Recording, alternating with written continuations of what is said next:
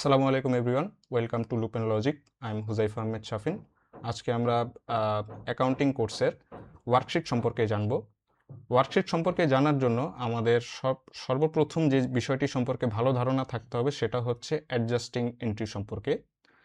এবং এখানে আমার একটা ট্রায়াল ব্যালেন্স দেওয়া থাকবে এবং কিছু আদার ডাটা দেওয়া থাকবে যেগুলার অ্যাডজাস্ট এন্ট্রি করতে হবে আমাদের।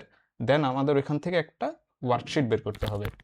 তো আমাদের সর্বপ্রথম একটা প্রশ্নে আমরা যদি লক্ষ্য করি, রূপা অ্যান্সারিং সার্ভিসের জুলাই 31 তারিখের অর্থাৎ জুলাই মাসের একটা ট্রায়াল ব্যালেন্স দেওয়া আছে এবং কিছু আদার ডাটা দেওয়া আছে। তো রুলস মোতাবেক আমাদের সর্বপ্রথম এই আদার ডাটাগুলার জার্নাল এন্ট্রি বের করতে হবে। প্রথম নাম্বারটা আমরা যদি লক্ষ্য করি, এখানে বলা হয়েছে a physical count reveals only টাকা 8500 of supplies is unused at the end of the month. তার মানে কি, আমি যদি এখানে ট্রায়াল ব্যালেন্সটা যদি আমি লক্ষ্য করি, আমার এই যে এই সাপ্লাইসে কিন্তু 12,500 টাকা দেওয়া আছে এবং এই 12,500-র মধ্যে কিন্তু আমি এই টোটাল 8,500 টাকা ব্যবহারই করি নাই। তার মানে আমি কতটুক ব্যবহার করলাম?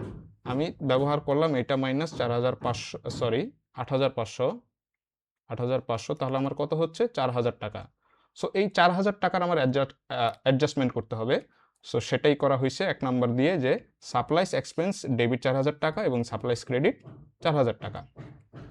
2 নাম্বার আদার ডাটার মধ্যে দেওয়া আছে যে টাকা 2,500 of unearned service revenue has been remain unearned at the end of the month. এখন আনআর্নড সার্ভিস রিলেটেড কি দেওয়া আছে আমাদের ট্রায়াল ব্যালেন্সে? যেটা দেওয়া আছে সেটা হচ্ছে এই যে আনআর্নড সার্ভিস রেভিনিউ, এবং সেটা হচ্ছে কত? 5,800 টাকা। এবং বলা হয়েছে যে 5,800 টাকার মধ্যে আমি জাস্ট 2,500 টাকা এখনো আনআর্নড রয়ে গেছে। তার মানে কি, আমাদের কতটুকু ইউজ হইল? এটা যদি আমি বিয়োগ করি 5,800 থেকে 2,500, তাহলে আস্তে আস্তে আমার এই 3,300 টাকা। সো এই 3,300 টাকারই আমি অ্যাডজাস্টমেন্ট করতেছি। সো এই যে unearned service debit 3,300 to service revenue credit 3,300। এখন 3 number other data, insurance policy is for 4 years. উপরে দেখি কি আছে ইন্স্যুরেন্স সম্পর্কে। আমার উপরে বলা আছে প্রিপেড ইন্স্যুরেন্স এবং সেটা হচ্ছে 5,800। 5,800 সো কত দিনের জন্য বলছে প্রশ্নে? 4 বছরের জন্য। তার মানে কি, এই 5,800 ডিভাইডেড বাই যদি 48 করি, এটা 120.83 আসে সম্ভবত। তো এটাকে যদি আমরা রাউন্ড ফিগার করে ফেলি, তাহলে আস্তে আস্তে 121 টাকা পার মান্থ। আমার প্রশ্নে বলা আছে 4 বছরের জন্য, বাট আমার অঙ্কটা হচ্ছে জাস্ট ফর 1 মান্থ। সো আমি সেটারই এন্ট্রি করা হয়েছে, সেটারই যে ইন্স্যুরেন্স এক্সপেন্স ডেবিট 121 টাকা এবং ইন্স্যুরেন্স প্রিপেড ক্রেডিট 121 টাকা। দেন আমার 4 নাম্বার বলছে যে স্যালারিস অ্যান্ড ওয়েজেস এক্সপেন্স এক্রুড 4,500 টাকা বাট নট পেড ইয়েট। এখন আমি টাকা দেই নাই। আমার ট্রায়াল ব্যালেন্সে কিন্তু স্যালারিস অ্যান্ড ওয়েজেস এক্সপেন্স 8,300 টাকা বলা আছে, সেটার পরেও কিন্তু আরও 4,500 টাকার কথা বলা আছে যেটা এখনো পে করা হয়নি। তো এটার অ্যাডজাস্টমেন্ট কি হচ্ছে যে salaries and wages expense debit 4,500 to salaries and wages payable. এই টাকাটা তো আমার দিতে হবে, কাইন্ড অফ একটা আমার দায়, 4,500 টাকা। এবং লাস্ট আদার ডাটার মধ্যে যদি আমি যাই, আমার কিন্তু এখানে দেওয়া আছে যে মর্টগেজ ইন্টারেস্ট রেট ইজ 5%।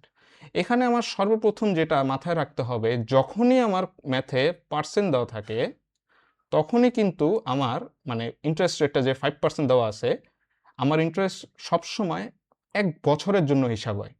আমি যে 5% ইন্টারেস্টের যে হিসাবটা করতেছি সেটা কিন্তু 1 বছরেরটা আসবে, আর আমি ম্যাথটা করতেছি 1 মাসের জন্য। তো আমি যদি দেখি মর্টগেজ পেয়েবল দেওয়া আছে 4,500 টাকা, সরি 45,000 টাকা। তো এই 45,000 টাকা ইন্টু 5%, এটা কত আসতেছে? 2,250 টাকা। এই 2,250 টাকা আসতেছে আমার ফর 12 মান্থ।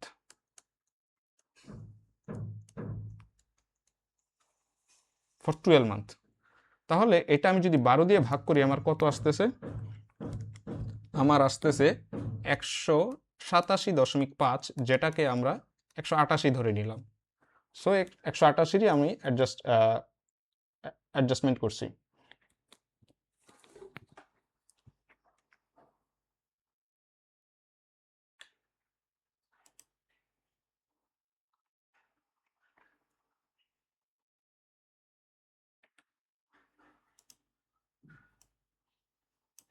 ঠিক আছে, তাহলে আমি কি দেওয়া হইলো যে 188 টাকা, তাহলে ইন্টারেস্ট এক্সপেন্স ডেবিট 188 টাকা এবং ইন্টারেস্ট পেয়েবল ক্রেডিট 188 টাকা।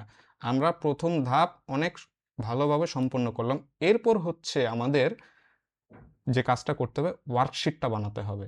তো ওয়ার্কশিট আমরা জানি, ওয়ার্কশিট না, এটা নর্মালি 10 কলামের হয়ে থাকে।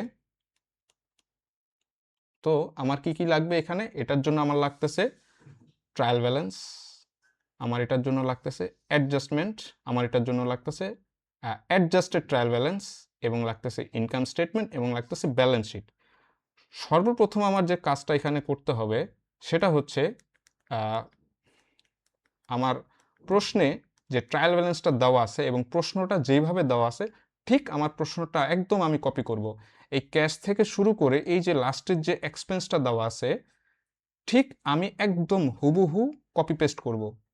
এই যে ক্যাশ থেকে শুরু করে এই যে এই এক্সপেন্সটা, এই পুরোটুকু এবং ডেবিট ক্রেডিট সহ এই সম্পূর্ণটুকু আমি কপি করব। প্রশ্নে যতটুক দেওয়া আছে, সরি 50,000 এখানে আছে, এই যে যতটুকু, সরি সম্পূর্ণভাবে আসেনি, আরে ভালোভাবে দেওয়ার চেষ্টা করতেছি। এই সম্পূর্ণ পোর্শনটা যে আছে আমি একদম হুবহু প্রশ্ন থেকে কপি করব। কপি করার পরে যেটা করতে হবে, আমি এখন আমার এই অ্যাডজাস্টেড যে আমার জার্নালটা আছে সেটার দিকে আমি লক্ষ্য করব। সর্বপ্রথম কি আছে? Supplies expense. আমার এই যে এই পোর্শনটা যে ট্রায়াল ব্যালেন্সের, এই যে এই পোর্শনটা যেটা প্রশ্নে দেওয়া ছিল, এই পোর্শনটার মধ্যে কি সাপ্লাইস এক্সপেন্স দেওয়া আছে? আমি যদি ভালোভাবে লক্ষ্য করি, দেওয়া নাই।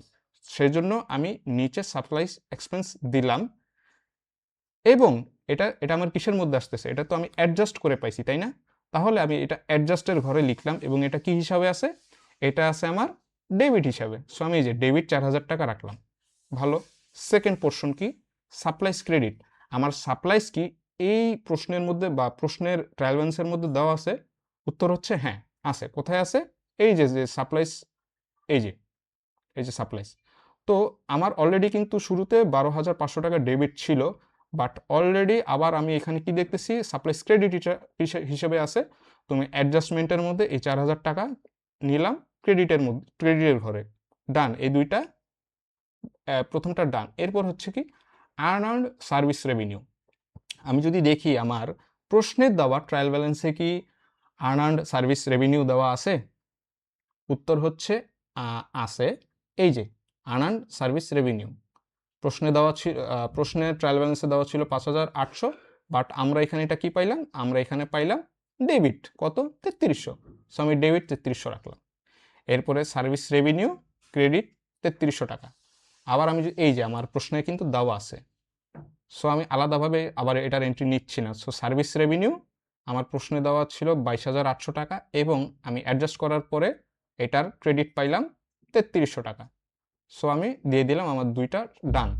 এরপর হচ্ছে আমি 3 নাম্বার আমার জার্নাল, অ্যাডজাস্টিং জার্নালটা যদি আমি দেখি, ইন্স্যুরেন্স এক্সপেন্স 121 টাকা ডেবিট। ইন্স্যুরেন্স এক্সপেন্স আমার কি এখানে কোথাও আছে? উত্তর হচ্ছে প্রশ্নে যতগুলো এন্ট্রি দেওয়া ছিল তার মধ্যে কিন্তু আমার ইন্স্যুরেন্স এক্সপেন্সটা দেওয়া নাই। তার জন্য আমি কি করব? আমি আলাদাভাবে নিচে এন্ট্রিটা দিয়ে দিব।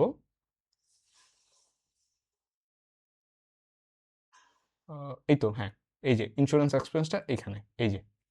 সো ইন্স্যুরেন্স এক্সপেন্স কি হিসাবে আছে আমার? এটা আমার আছে ডেবিট হিসাবে। সো 121 টাকা ডেবিট আমি ওর এন্ট্রিটা ফিল করলাম। এরপরে আমার কি আছে? এরপরে হচ্ছে আমার ইন্স্যুরেন্স প্রিপেড 121 টাকা। আমার প্রশ্নের এন্ট্রিগুলোর মধ্যে কিন্তু ইন্স্যুরেন্স প্রিপেডের কথা দেওয়া আছে, প্রিপেড ইন্স্যুরেন্স 5,800 কিন্তু দেওয়া ছিল, বাট আমি কি করলাম? আমার যেহেতু অ্যাডজাস্টিং করার পরে কিছু আমি ভ্যালু পাইছি, সো আমি অ্যাডজাস্টের মধ্যে দেখতেছি যে প্রিপেড ইন্স্যুরেন্স আমার আছে ক্রেডিট হিসেবে, সো ক্রেডিট আমি 121 টাকা রেখে দিলাম। এরপরে বলছে স্যালারিস অ্যান্ড ওয়েজেস এক্সপেন্স 4500 টাকা। স্যালারিস অ্যান্ড ওয়েজেস এক্সপেন্স আমার প্রশ্নের মধ্যে দেওয়া আছে 8300 টাকা। এখন আমি 8000 আর নতুন করে অ্যাডজাস্টেড করে পেলাম, অ্যাডজাস্টমেন্টের পরে পাইতেছি 4500, সো 4500 আমি এন্ট্রি দিয়ে দিলাম। এরপর হচ্ছে আমার last salaries and wages payable 4500। So salaries and ওয়েজেসের যে পেয়েবলটা আছে এটা কিন্তু প্রশ্নের মধ্যে এটার এন্ট্রি কোনো দেওয়া নাই, সো আমরা আলাদাভাবে এটার এন্ট্রি দিয়ে নিলাম, এই যে এইটা, এবং এটা দেখতেছি আমাদের ক্রেডিটের মধ্যে আছে 4500, সো 4500 আমরা এন্ট্রি দিয়ে দিচ্ছি। লাস্টলি ইন্টারেস্ট এক্সপেন্স ডেবিট এবং ইন্টারেস্ট পেয়েবল ক্রেডিট, এই দুইটার একটাও কিন্তু আমার প্রশ্নের মধ্যে উল্লেখ নাই, সো এই দুইটার আমি আলাদাভাবে এন্ট্রি দিচ্ছি। আলাদাভাবে এন্ট্রি দিয়ে যেটা ডেবিট তাকে ডেবিটের মধ্যে রাখতেছি, যেটা ক্রেডিট তাকে আমরা ক্রেডিটের মধ্যে রাখতেছি। এখন দ্বিতীয় পোর্শন,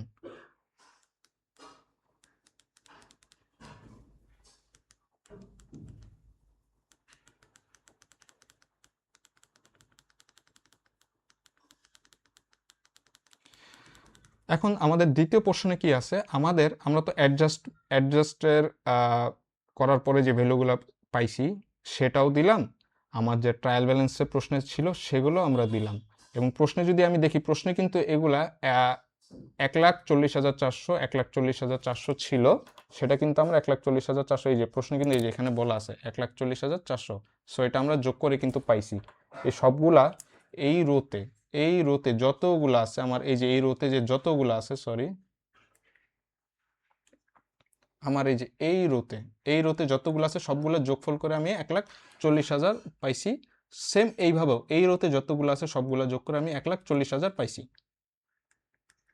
এরপর আমি কি বলছিলাম, এরপর হচ্ছে আমার করতে হবে অ্যাডজাস্টেড ট্রায়াল ব্যালেন্স, মানে কি, এই যে ট্রায়াল ব্যালেন্স এবং অ্যাডজাস্টমেন্ট এই দুইটা কলামের যোগ বিয়োগ করার পরে আমার যে ভ্যালুটা আমি পাচ্ছি সেটাকে আমরা বলতেছি adjusted trial balance. Adjusted trial balance তাহলে কিভাবে করতেছি লক্ষ্য করুন, আমাদের যে ক্যাশ দেওয়া আছে, ক্যাশ কিন্তু 50,000 টাকা দেওয়া আছে, এই ক্যাশ 50,000 টাকা দেওয়া আছে, সেটার কিন্তু কোনো আমরা অ্যাডজাস্টমেন্ট পাইনি এবং এটা আছে ডেবিট, সো আমি কিন্তু অ্যাডজাস্টেড ট্রায়াল ব্যালেন্সের ডেবিটের ঘরে 50,000ই রেখে দিলাম। সেম প্রিপেড ইন্স্যুরেন্স, না সেম না, প্রিপেড ইন্স্যুরেন্সে আমি দেখতেছি যে একটা ডেবিট এন্ট্রি আছে 5,800 এবং একটা ক্রেডিট এন্ট্রি আছে 121। এখন কথা হচ্ছে ও যে কোনো একটা ঘরে বসবে অ্যাডজাস্টেড ট্রায়াল ব্যালেন্সের মধ্যে, হয় আমার ডেবিটের মধ্যে বসবে অথবা ক্রেডিটের মধ্যে বসবে। এখন কথা হচ্ছে আমি বসাবো কার মধ্যে, উত্তরটা সহজ, আমি বসাবো যে কোনো একটা ঘরে, এবং কোন ঘরটায়, যেটা সবচেয়ে বড় এখানে কি ডেবিট না, তাহলে আমি ডেবিটের ঘরে বসাবো। কিন্তু এখন কত বসাবো, বড়টা থেকে যে বড় ভ্যালুটার থেকে ছোট ভ্যালু মাইনাস করার পরে যে রেজাল্টটা আসতেছে সেটাকে আমরা বসাচ্ছি। সো আমার রেজাল্ট এখানে 5,679 টাকা, সেটাই আমরা বসালাম। ভালো। এরপর হচ্ছে আমার কি অ্যাকাউন্ট রিসিভেবল 8,300, আর কোনো এন্ট্রি নেই, সো ডেবিটের মধ্যে। Same goes for supply, accumulated depreciation, furniture. আমি এখন দেখতেছি এই যে আর্ন অ্যান্ড রেভিনিউর মধ্যেও কিন্তু আবার দুই জায়গায় দুইটা এন্ট্রি আছে, একটা ক্রেডিট পোর্শনে একটা ডেবিট পোর্শনে। তো যেটা বলেছিলাম যে কোনো একটা ঘরে যাবে এবং যেটা বড় সে ঘরে যাবে। আমরা দেখতেছি ক্রেডিট ভ্যালুটা ডেবিট ভ্যালু থেকে বড়, সো ক্রেডিট ভ্যালুতে বসছে এবং দুইটার বিয়োগফল যেটা আসতেছে সেটাই আমরা অ্যাডজাস্টেড ট্রায়াল ব্যালেন্স এন্ট্রির মধ্যে রাখতেছি। এরপরে আমার অ্যাকাউন্ট পেয়েবল, একটা এন্ট্রি ক্রেডিটের মধ্যে আছে, ক্রেডিটের মধ্যে রাখতেছি। মর্টগেজ পেয়েবল সেম, ক্রেডিটের মধ্যে একটাই ঘর। রেন্ট এক্সপেন্স, ওনার্স ক্যাপিটাল একটা ঘরেই আছে, ওনার্স ড্রয়িংও সেম একটা ঘরে আছে। সার্ভিস রেভিনিউ আমি যদি দেখি, এখানে ওর এন্ট্রি দুই জায়গায় আছে এবং দুজনই কিন্তু সেম, দুইজনই ক্রেডিট। আমার যদি দুইটা আলাদা এন্ট্রি থাকে এবং যদি ভিন্ন হয় সেক্ষেত্রে আমি বিয়োগ করতেছি, বাট যদি আমার দুইটা এন্ট্রি থাকে এবং তারা যদি একই জাতীয় হয়, একই জাতীয় বলতে আমি বুঝাচ্ছি যদি ডেবিট হয় অথবা ক্রেডিট হয়, যদি সেম জাতীয় হয় তাহলে আমরা সেটা যোগ করতেছি, তাহলে এই দুইটা যোগ করে আমি পাচ্ছি 26,100, সেটাই আমরা এন্ট্রি দিলাম। এরপরে হচ্ছে আমার স্যালারি ওয়েজ, সো দুইটা দেওয়া আছে 8,300 এবং 4,500, এবং দুইটা সেম জাতীয় ডেবিট যোগ করে যেটা হচ্ছে সেটা আমরা এন্ট্রিতে বসালাম। এই এক্সপেন্সটা 2400 জাস্ট একটাই আছে, সে একটাই রাখলাম। ইন্স্যুরেন্স এক্সপেন্স একটাই, এবং নিচের যতগুলো এবং এইখানে যতগুলো আমরা দেখতেছি সবগুলোই জাস্ট একটা একটা এন্ট্রি। ক্রেডিটের মধ্যে আমরা, ক্রেডিটের মধ্যে হলে আমরা ক্রেডিট রাখতেছি, ডেবিটের মধ্যে হলে আমরা ডেবিট রাখতেছি। এখন কি করব? তো আমরা আমি সম্ভবত একটা জিনিস বলতে ভুলে গেছিলাম, যে এই অ্যাডজাস্টমেন্ট করার পরেও কিন্তু আমার এই রো এর যোগফলগুলো লিখতে হবে এবং এই রো এর যোগফলগুলোও লিখতে হবে, এবং অবশ্যই অলওয়েজ এই দুইটা আমার সমান হবে।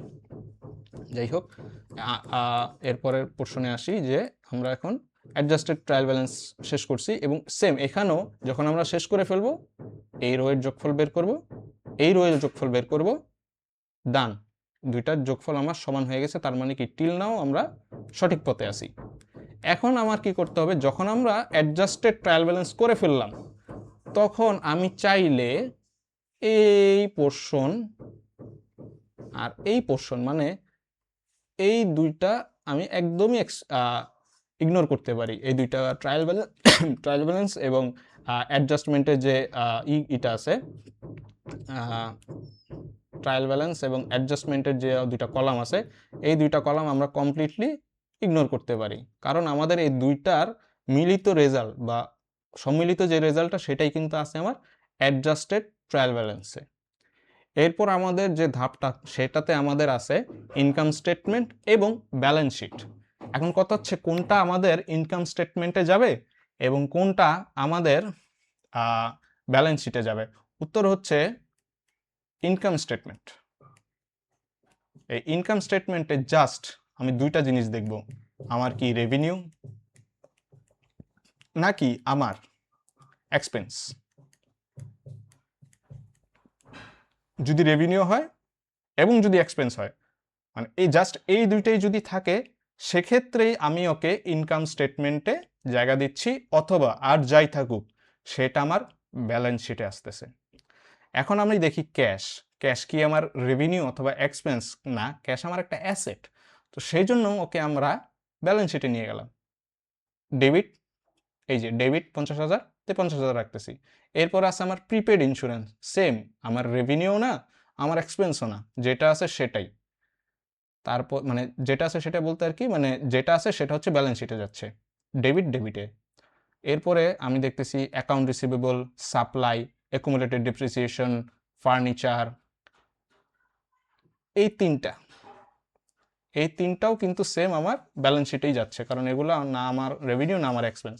এখন কথা হচ্ছে এই যে এটা খুবই একটা ইম্পর্টেন্ট জিনিস, হয়তো অনেকে আমরা ভুল করতে পারি। আর্ন সার্ভিস রেভিনিউ, এটা কিন্তু কখনোই আমার রেভিনিউ না, কারণ এই রেভিনিউটা কিন্তু আমি আর্ন করতে পারি নাই, অর্জন করতে পারিনি, সেই কারণেই কিন্তু এটা আর্নড। সো এটা কিন্তু কখনোই আমার ইনকাম স্টেটমেন্টে যাচ্ছে না, এটা যাচ্ছে ব্যালেন্স শিটে। কত হচ্ছে? 2500 ক্রেডিট ছিল, ক্রেডিট রাখলাম। এরপর হচ্ছে অ্যাকাউন্ট পেয়েবল, 2500 ক্রেডিট, এবং এটা 2500 ক্রেডিট, না আমার এক্সপেন্স না আমার রেভিনিউ, 2500তেই আমি রাখতেছি। ক্রেডিটে আছে, ক্রেডিটে রাখলাম। মর্টগেজ পেয়েবল 45,000 ব্যালেন্স শিটে। রেন্ট এক্সপেন্স, আমরা এই প্রথম একটা এক্সপেন্সের এন্ট্রি পাইলাম, সেটা হচ্ছে রেন্ট এক্সপেন্স 13,000 টাকা। সো অবশ্যই এটা ইনকাম স্টেটমেন্টে আসতেছে, কারণও একটা খরচ। এরপরে আমার আবারও ওনার্স ক্যাপিটাল, ওনার্স ড্রয়িং, এই দুইটাও কিন্তু আমার যাচ্ছে ব্যালেন্স শিটের মধ্যে। এরপর আমি যদি লক্ষ্য করি সার্ভিস রেভিনিউ কিন্তু আমার ইনকাম স্টেটমেন্টে যাচ্ছে, কারণ এটা একটা রেভিনিউ। এটার ভ্যালু হচ্ছে 26,100, এটা credit portion, so credit portion আমি রাখলাম। এরপর হচ্ছে স্যালারি ওয়েজ এক্সপেন্স যেহেতু ইনকাম স্টেটের মধ্যে, এবং এটার কি ডেবিটের ঘরে আছে, ডেবিট রাখলাম। এই এক্সপেন্স 2400, ইন্স্যুরেন্স এক্সপেন্স এর ঘরে 121, স্যালারি ওয়েজ এক্সপেন্স পেয়েবল, যেহেতু কোনো ধরনের এটা রেভিনিউ না, এক্সপেন্সও না, সো আমি এটা ক্রেডিটের ঘরে রাখতেছি 4,500। ইন্টারেস্ট এক্সপেন্স আমার ইনকাম স্টেটমেন্টে যাবে, ইন্টারেস্ট পেয়েবল যাচ্ছে আমার ব্যালেন্স শিটে, এবং লাস্ট সাপ্লাইস এক্সপেন্স, এক ধরনের এক্সপেন্স, অবশ্যই এটা ইনকাম স্টেটমেন্টে থাকতেছে। এখন আমার যেটা দেখতে হবে, সেম এই ঘরের যোগফল করব, এবং এই ইনকাম স্টেটমেন্ট দিয়েই কিন্তু আমরা জানতে পারতেছি যে আমার কোম্পানি লস করতেছে নাকি আমার কোম্পানি লাভ করতেছে। আমি যদি দেখি আমার ইনকাম স্টেটমেন্টে ডেবিট পোর্শন হচ্ছে 32,509, এই যে এই ভ্যালুটা। এবং আমি যদি দেখি ক্রেডিট ভ্যালু, এই যে এটা 26,100। যেহেতু আমার ক্রেডিট ভ্যালুটা ছোট, তার মানে কি, প্রথম কথা হচ্ছে আমার কোম্পানি লস করতেছে। এবং এই দুইটার বিয়োগ করলে যেটা আসতেছে, এই যে 6,409, এই পরিমাণ টাকা আমার কোম্পানি লসে আছে। সো আমার যেহেতু মিলাতে হবে, তাই আমি যে লসের পোর্শন 6,409 টাকা, সেই 6,409 টাকাই কিন্তু আমি এখানে যোগ করে এই দুই সেট মিলাইলাম, 32,509, 32,509। এখন কথা হচ্ছে, আমার খুব যেহেতু এখানে মিলে নাই, অবশ্যই ব্যালেন্স শিটেও কিন্তু মিলবে না, আমার অ্যাডজাস্ট করেই মিলাতে হবে। ওখানেও যদি আমার মিলানোর জন্য এই 6,409 টাকা লাগে, তাহলে আমি বুঝবো আমার অঙ্কটা হয়েছে। তো আমি যদি এই ব্যালেন্স শিটের যোগগুলা করি, এই সেটের এবং এই সেটের যোগগুলা করি, আমার ইনিশিয়ালি এইসব রেজাল্ট আসতেছে। একটা আসতেছে 1,12,579, আর একটা আসতেছে 1,18,988। সো যেটা ছোটটার সাথে অবশ্যই আমি এই যে বলছিলাম যে যে আগের ইনকাম স্টেটমেন্টে যেটা দিয়ে আমি দুই পাশ মিলাইলাম বা ব্যালেন্স করলাম, সেটাই যোগ করলাম। যোগ করে আমি দেখতেছি, হ্যাঁ, যোগ করার পরে আমার এই পোর্শনটা মিলতেছে। সো আলহামদুলিল্লাহ, হয়তো আমাদের অঙ্কটা হয়ে গেছে।